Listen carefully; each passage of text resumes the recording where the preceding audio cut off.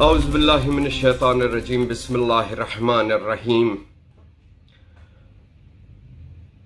तारीख इस बात की गवाह और शाहिद है कि जिसने भी नवासे रसूल, मजलूम करबला, इमाम शुहदा, इमाम हुसैन अलैहिस्सलाम या अहले बैत अतार अलैहिस्सलाम की ज़ियारत पे कदगन या पाबंदी लगाने की कोशिश की, उसका नाम निशान मिट गया। तूल तारीख पर नजर डालें तो बहुत सारे वाकयात मिलते हैं, लेकिन हम हालिया तारीख जो हमारी इस जनरेशन को याद है उसमें सद्दाम मलून की सूरत में एक मिसाल मौजूद है।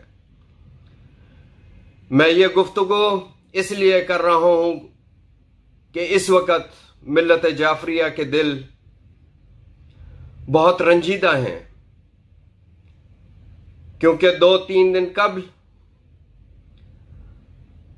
इस मेरे पाक वतन अर्ज़ पाक में जो मौजूदा हुकूमत है, जो मेरे वतन को रियासत मदीना बनाने की दावेदार है, उनके एक वफाकी वजीर मजहबी उमूर साहब ने एक ज़ियारत पॉलिसी इंट्रोड्यूस कराई है। और उस ज़ियारत पॉलिसी में ये बड़े वाज़े तौर पर बताया गया है कि जनाब, अब जो ज़ियारत के लिए लोग जाएंगे तो उनको, या जो ज़ियारत पे काफिले लेकर जाते हैं कारवान सालार, उनको वजारत मजहबी उमूर में रजिस्ट्रेशन करनी पड़ेगी, अपने पूरे बायोडाटास देने पड़ेंगे और जाहिर के पास $500 होने जरूरी हैं। मैं बताना यह चाहता हूं कि यह ज़ियारत इमाम दरअसल एक इश्क का नाम है। हमारे मोमिनीन अपना पेट काटते हैं, साल भर पैसे बचाते हैं। कोई अरबईन के मौके पे अपनी बेटियों का जेवर, कोई अपनी भैंस कहीं बेचता है, कोई अपना माल मता कहीं पे बेचता है और इस इश्क का फरीजा अंजाम देने के लिए जाता है।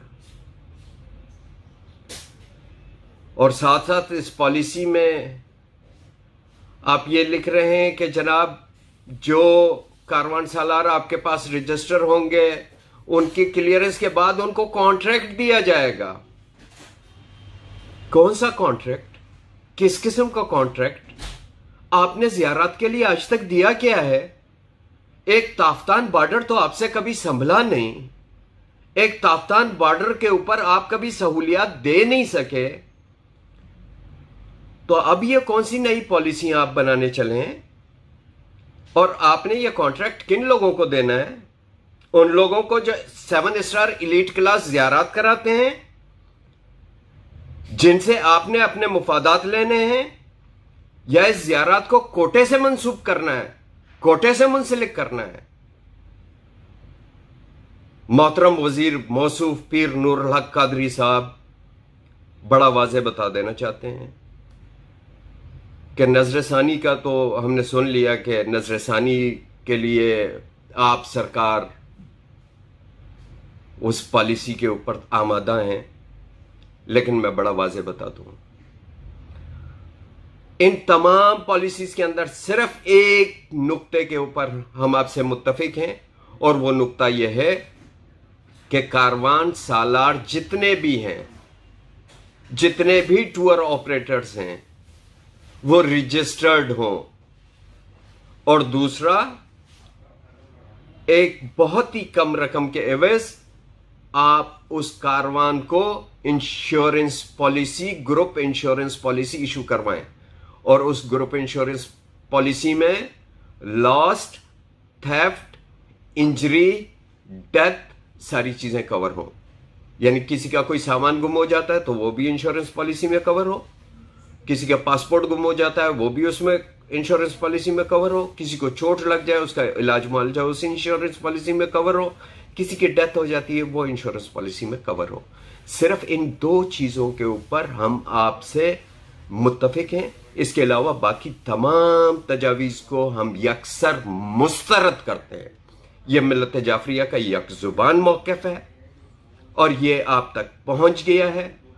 इस वजह से आपने अगर अपनी कोई सिफारिशात बनानी है तो इन 2 नुकात पे बनाइए, वगरना मुझे अंदेशा यह है कि आपकी नादानी और कुछ ऐसे लोग जो नादानस्ता तौर पे इस्तेमाल हुए हैं, कौम उनके खिलाफ निकलेगी, मिल्लत जाफरिया फिर सड़कों पे होगी, क्योंकि ज़ियारात और आज़ादारी पे हम कोई कंप्रोमाइज नहीं कर सकते। जब मिल्लत कौमों पर सड़कों पे निकलेगी तो फिर उसे ना आप रोक सकते हैं ना हम रोक सकते हैं, कोई और नहीं रोक सकता।